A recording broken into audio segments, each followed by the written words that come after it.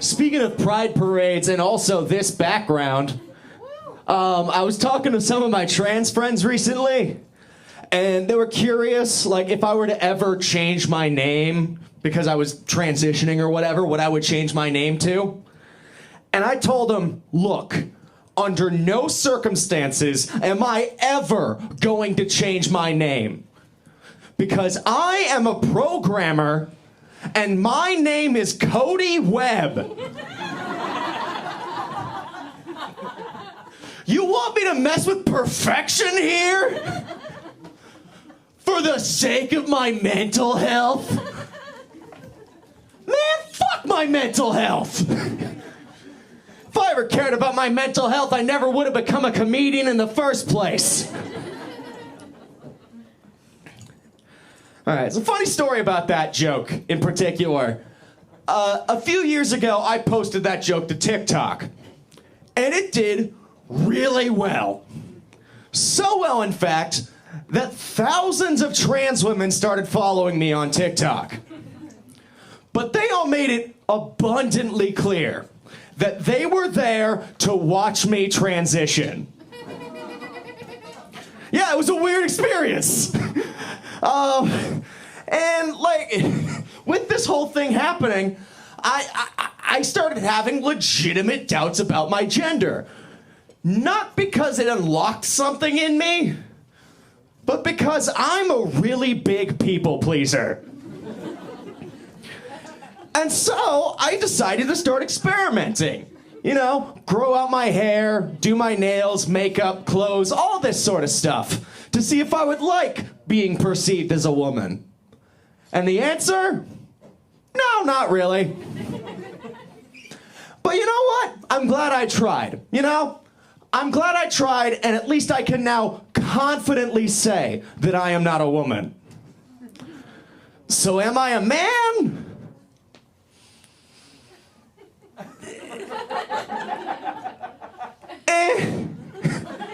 Like, here's the thing. I am a man, but in the same way that Kraft Singles is cheese. Like, sure, it'll do in a pinch. But if you need real cheese, get something else. That's how I feel about all that. And I have told people this, and they've come up to me and said, Cody, it sounds like you're probably non-binary. And I agree, it does sound like that. But I am never going to admit to that. Because I don't want the comment section to be right. You don't get to come into my comment section, give me an existential crisis, and then just get what you want. No! Alright, I'm gonna win this, alright? I am going to win gender. Which is a totally normal and manly thing to want.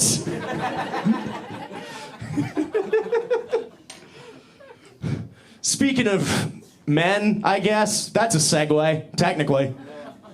Sure. Yeah, half-hearted agreement, I appreciate that. Speaking of men, I used to hang out with some like frat bro type people back in high school. I got better, don't worry. But I used to hang out with some frat bro kind of people, and one day these guys brought up the question. And ladies, if you don't know what the question is, it's, would you suck a dick for $1 million? That is the most important philosophical quandary for bros. That is the trolley problem for guys named Jason. Would you suck a dick for $1 million? And I was the only person who said yes. And I got made fun of for this, but I don't really understand why. Because all these guys, all these bros, grew up to become finance bros. And finance bros, their whole thing is neglect your friends, neglect your family, neglect everything in your life except making as much money as possible so that way you too can become Elon Musk. but they wouldn't suck a dick for $1 million. Do these people believe in capitalism or not? Because look, if you're not willing to give some sloppy toppy for $1 million in startup capital, then I'm sorry, you don't care about your business. Like, what the fuck happened, Trevor? You said that truck nuts for your TV was gonna make you $1 billion. And it took a second, but it hit. That imagery hit. I'm glad it hit just for you. Anyone else, fuck you, but I'm glad you appreciated it. No, you said truck nuts for your TV was gonna make you $1 billion, and you finally get the opportunity to fund that venture, and you let that opportunity shuffle out the door with his pants around his ankles. It's pathetic. All right, like, come on. If you want to succeed in life, you gotta be willing to take matters into your own hands. And also your mouth. And occasionally a little bit in the eye.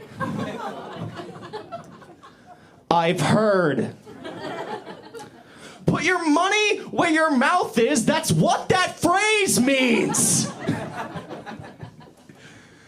All right, this is fun. How are y'all doing so far? Cool. Yeah. I hope y'all keep having fun. A little bit about me. So I am a Portland comedian. Okay, I got a woo. I wasn't sure. I don't know how y'all feel about us, personally. I got one woo, I'll take it. But here's the thing. A lot of people don't like Portland comedians. And the reason is weird. They think we're mean and cutthroat. I don't think anything in the Pacific Northwest is cutthroat. Right? We're all way too chill here. Nothing is cutthroat. Well, except for the serial killers, but that's different. Okay, if there are any serial killers in the audience tonight, I want you to know I'm not making fun of you. This is a pro serial killer set. Because honestly, I don't blame you guys for doing what you do. It's not your fault that the people of Portland are just super murderable. Think about it. We're always going out into the woods, high with no guns. And if we get attacked, we're not gonna fight back. We're just gonna complain about it. Like, oh, you're stabbing me? Real mature there, buddy. Let me guess. You're a Gemini? Yeah, I can always tell. Well, joke's on you, buddy. I've got a shit ton of healing crystals in my pocket. I have nothing to fear from these multiple stab wounds. Oh, why don't I call the police? Good question. One, I'm not gonna call them to come and save me. I am an independent person. I can solve this shit on my own. And two, making phone calls gives me social anxiety. You know, I don't want to do that, you know. I've got the healing crystals. I mean, I'm pretty much set. If anyone wants healing crystals after the show, let me know. I am making a shit ton of money in Portland, all right? You just gotta polish some rocks. It's not that hard. That's not true. I lied. All right.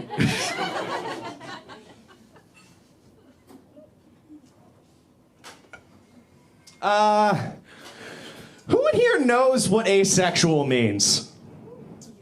All right, well, if you do, you're not very enthusiastic. Just heard, woo. But no, if you do, okay, it's fine. I don't blame you for not knowing. Asexual just means somebody who doesn't experience sexual attraction at all. Or to put that into terms that I think everybody here can understand, they literally do not give a fuck. Now, the reason I'm bringing this up is because I am one of those asexual people. Now, one tiny woo. Once again, I'll take it. Very low expectations for me. Like I said, I thought I was going to get aggressively booed for saying I was from Portland. I have very low expectations. But no, I am asexual. And when I tell people about this, I get a lot of different responses. A lot of people assume that I'm lying to them, which is weird.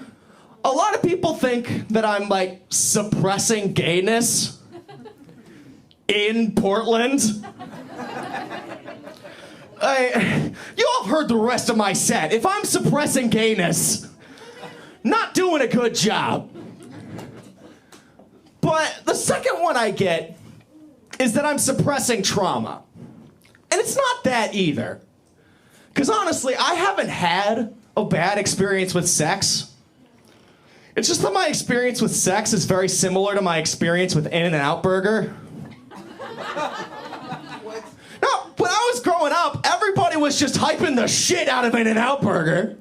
Anyone else in here grew up in Oregon in the 2000s and 2010s? You can vouch for me on this. That shit was insane. Everybody wanted to have more In-N-Out Burger in their mouth, you know? And so I bought into the hype. I was very excited to try it. And, well, it took a while for somebody to offer me some In-N-Out Burger.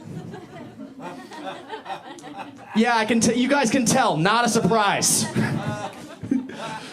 But one day, somebody finally offered me some. And I got very excited. I went in full force. I ate the burger. I got most of the way through the fries. Yeah, I don't know what that means either. Don't worry about it. But no, after I finished, I just sat there thinking, that's it? This has been hyped up this whole time, and it's just this? I mean, it's fine, but did we have to stop playing Mario Kart? Pro tip, don't tell that to the chef. They don't like that. So anyway, so after this experience, I put my clothes on. I left the In-N-Out Burger. Because, no, look, you gotta take at least your shirt off if you're eating In-N-Out Burger. There's a lot of sauce. I don't want, this is a new sweatshirt. I don't want to get sauce on it. Well, not everything in this metaphor is going to make sense. You just gotta accept that right now. Anyway, so yeah, I left the In-N-Out Burger. I told my friends that I didn't really like In-N-Out Burger that much, and they were like, "Okay, but have you tried it animal style?" And you know what? I did try it animal style. I am a fucking scientist. I'm gonna try out everything I can until I can come to a conclusion. And so I tried it animal style, didn't work. I went to go see if I had a taste bud deficiency. I did. I got it fixed. If anything, made the experience worse. And so, at some point, you just got to admit to yourself that you're not a fan of having In-N-Out Burger. And that's okay. There is nothing wrong with that. Because contrary to popular belief, liking In-N-Out Burger is not what makes us human. It's chins. Now, look this up. We are the only species with a chin, and nobody knows why. No, I'm being 100% serious. Look this up. Not right now, I'm performing, but do it. We are the only species with a chin. And all these other uniquely human things, other animals do them. Like, chimpanzees can use language. Crows can use tools, ants can go to war, but none of those motherfuckers have chins. That is our thing. I'm getting a little off topic. But no, even with all this experimentation, I'm still glad I did it. Because I learned quite a bit about myself, you know? For example, I learned if I'm gonna have a burger, I'd rather just make it myself. Like, it's simpler, it's cheaper, I don't need to get another person involved. And plus, if you make your own burger 2 to 3 times per week, it can help with prostate health, so that's pretty nice. Okay, I feel I've definitely lost track of the metaphor at this point. But you try keeping a metaphor going for like 6 minutes. It is harder than it looks. Sometimes you're juggling chainsaws and one gets loose in the crowd, but you gotta admit, for the first 6 minutes, pretty cool. Okay, once again, I don't know why I was like, I'll give a second metaphor. That'll solve my problems.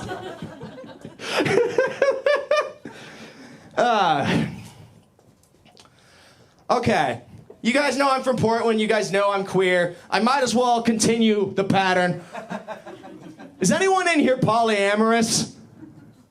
No, once again, not in Portland. Should have expected that.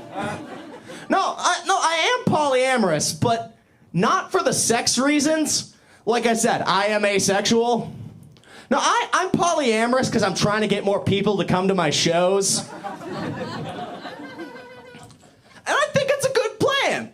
Because first off, if I'm inviting new people, they haven't heard these jokes before, maybe they'll actually laugh, Aurora. For context, Aurora is my wife who, by the way, is not here right now. So, yeah, I don't know what that was about. And secondly, I think it's a good plan, because if I'm inviting my partners to shows, they're going to get excited, they're going to want to go, and then they'll tell their partners they're busy going to one of my shows, and they'll go, hey, that sounds fun, I'd like to go too. And then they'll tell their partners they're busy, and their partners will be like, hey, I would also like to go to Cody's show. Okay, is this a pyramid scheme? Yes, absolutely. But instead of losing your life savings, all you have to do is listen to me do comedy. So in that sense, it's much worse than an actual pyramid scheme. I feel like the cough after that punchline really settles in how much worse than a pyramid scheme it is.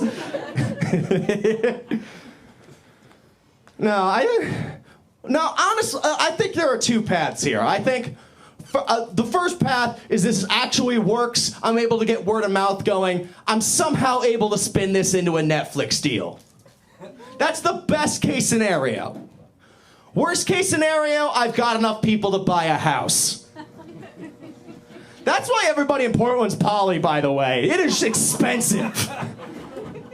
You need at least 6 partners in order to afford a 1-bedroom.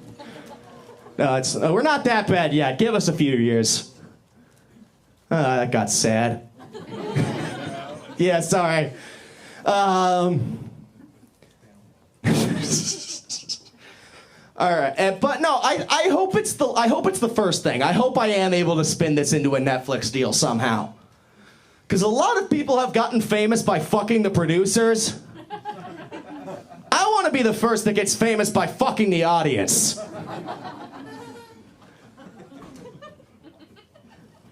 All right, I'm thirsty.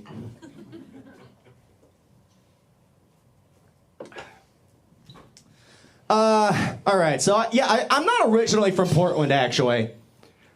I'm from Eugene originally, but I actually lived in Boston for a bit. And it is absolutely true what they say about the people of Boston. Those people are mean, they are rude, and they will say exactly what they think about you.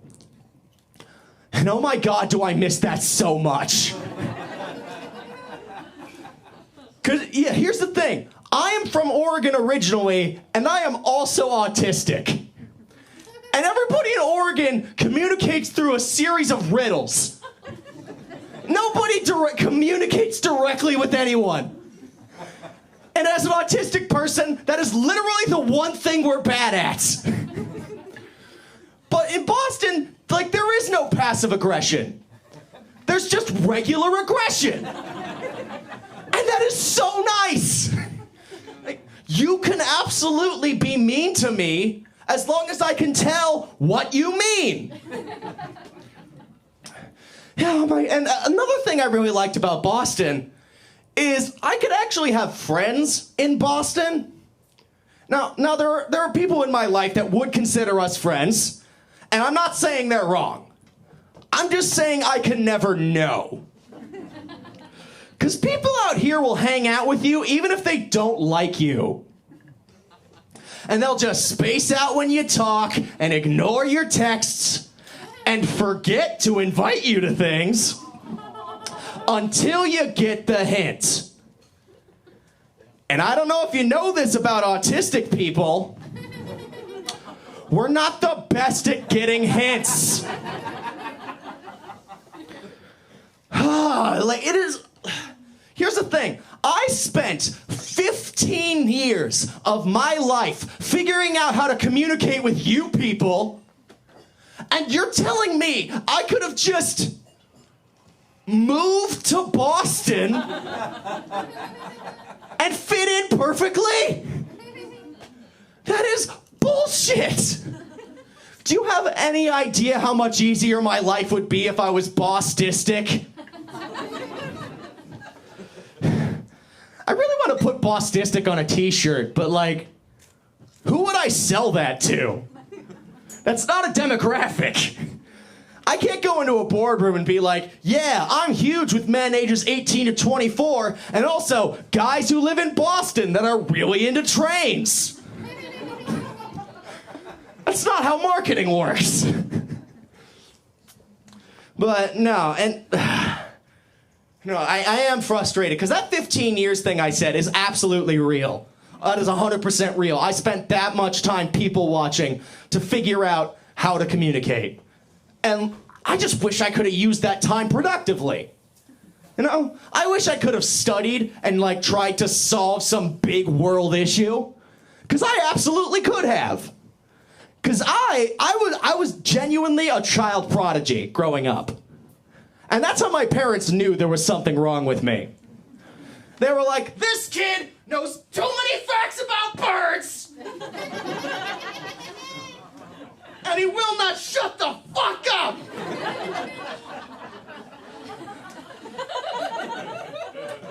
First the colic and now this? Jesus! Why do we have the world's most annoying child? A little of that is projection on my part, but I'm like 90% sure. That's how that went. And I don't know. Like, I really wish I could have figured something, like gotten, actually spent that time productively, like I said. But no. What did I give y'all instead? Another white male comedian. Congratulations. All right. I did get the light, but we did not establish how long the light was. So, okay. That is 2 minutes? Okay, let's do something quick. Let's do an actual joke. So far, it's just been the ramblings of a madman. Asterisk on the man.